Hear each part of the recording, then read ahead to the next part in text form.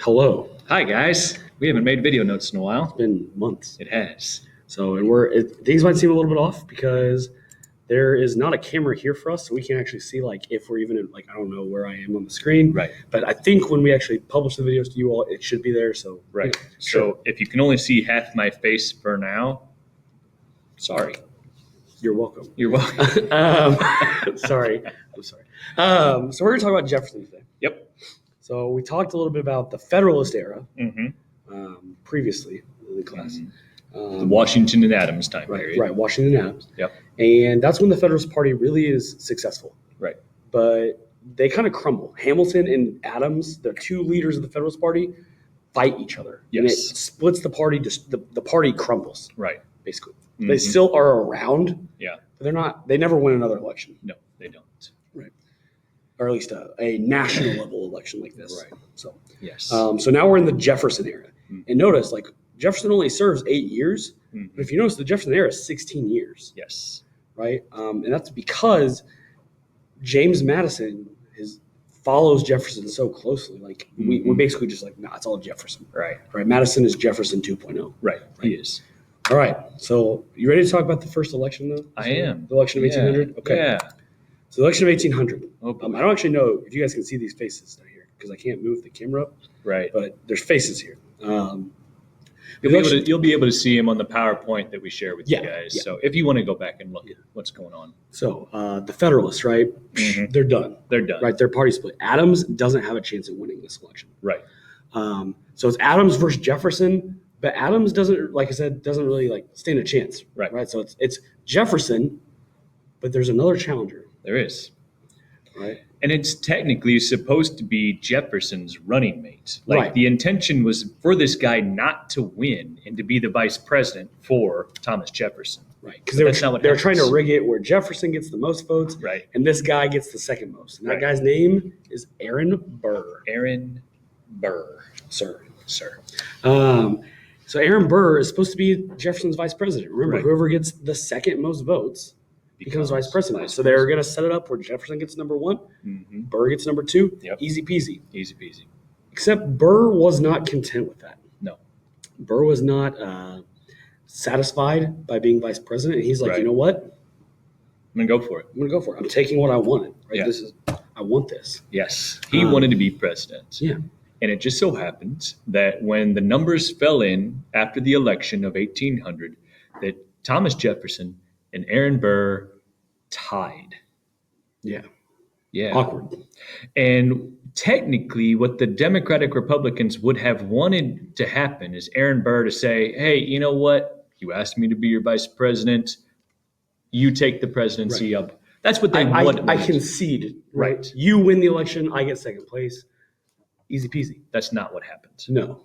So Tell them what happened. So in the case of a tie, Mm-hmm. if there's a tie in the Electoral College, it goes to the House of Representatives. Right. Which means the House of Representatives, not the people, will have a vote, and they're going to decide who then is going to become president. Right. Except the House of Representatives is controlled by Federalists who don't like either of these guys. Right. Right. And so they're trying to coordinate, and they purposefully tie Every time. for 30 different elections. Yeah, it's insane. Yeah. It's getting to March or something, Uh-huh. and they're the new president's supposed to take over. Who is it? And they're like, that's a tie. Yeah. Who can tell, really? Uh-huh. And Burr's not backing down. Jefferson's like, dude, this was This was my time. it's my time Do to you shine. know who I am? I am Thomas Jefferson, Right.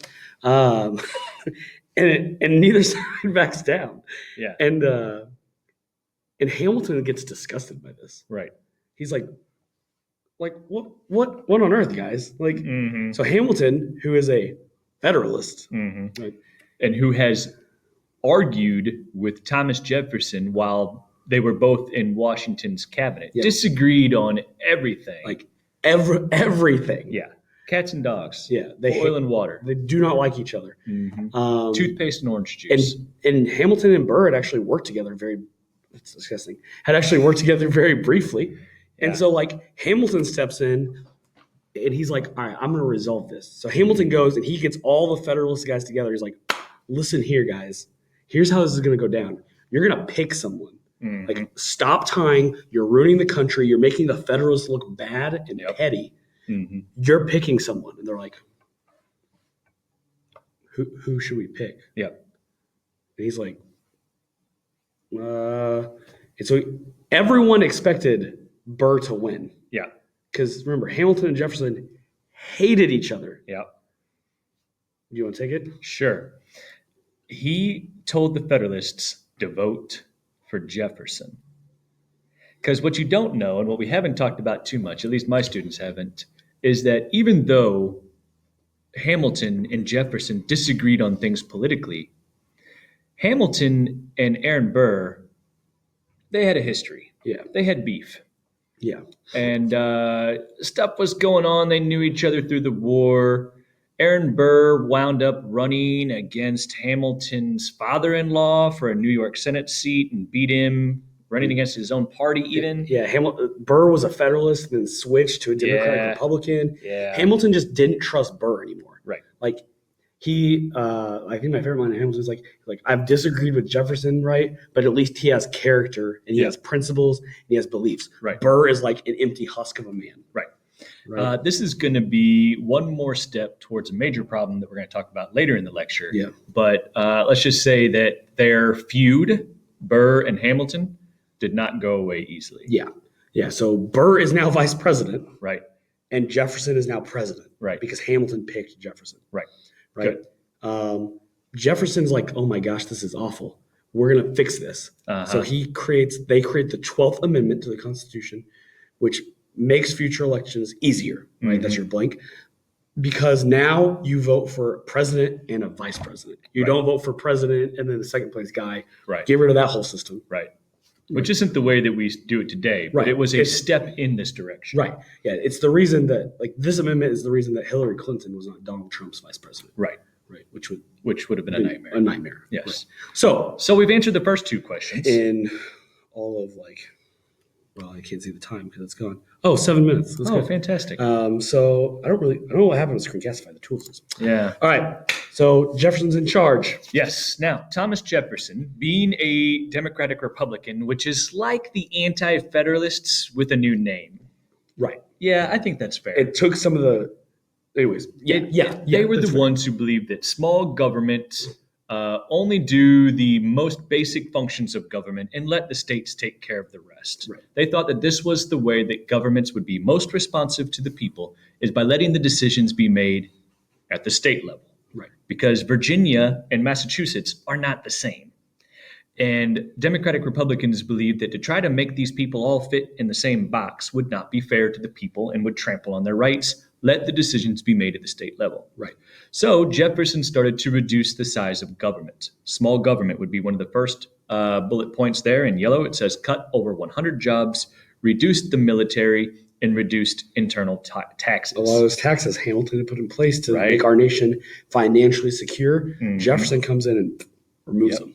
States' rights, the idea that an individual state should be able to make its own decisions, and that when the United States government made a law, that the states could kind of pick and choose what laws worked best for them. Right. Remember the Virginia and Kentucky resolutions? That's right. Thomas Jefferson wrote those. Yes. Anonymously, but he wrote those. Right. And then we have laissez-faire or laissez-faire. Laissez-faire. Laissez-faire.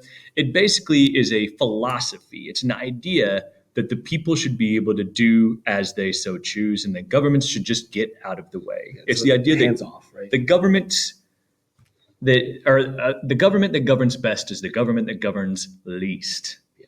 Okay, we're probably about out of time, but I want to talk a little bit about the agrarian utopia on the next. Yeah, we'll pause here and then pick up the agrarian utopia.